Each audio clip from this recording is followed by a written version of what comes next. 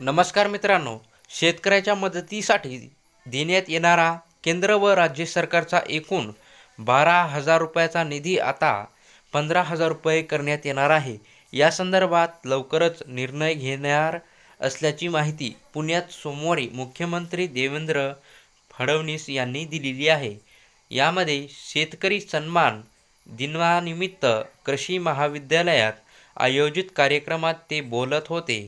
फडणवीस साहेब म्हणाले, पंतप्रधान नरेंद्र मोदी शेतकऱ्यांच्या हिताबाबत निर्णय घेत असून त्यांना आर्थिक मदत म्हणून पीएम किसान योजना, पीएम किसान सन्मान निधी योजना सुरू केली आहे.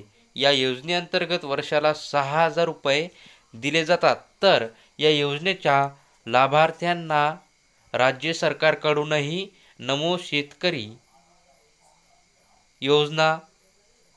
शेतकरी सन्मान निधी योजनेअंतर्गत तितकेच अर्थात 6,000 रुपये दिले जातात आणि दोन्ही योजना मिळून आता शेतकऱ्यांना एकूण 15,000 रुपये देण्याचा निर्णय राज्य सरकारच्या विचारधानीत आहे.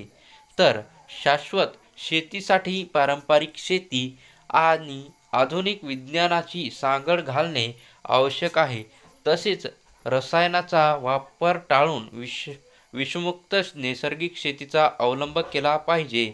त्या पार्श्वभूमीवर आगामी 3 वर्षात 25 लाख हेक्टर क्षेत्र सेंद्रिय शेतीखाली आणण्यासाठी राज्य सरकारकडून नैसर्गिक शेती मोहीम राबविण्यात येत आहे. छोट्या शेतकऱ्यांना यांत्रिकीकरण परवडावे यासाठी विविध योजना राबवल्या जात आहेत. तर ही माहिती तुम्हाला चांगली वाटली असेल तर आमच्या चॅनलला सबस्क्राईब करा. धन्यवाद.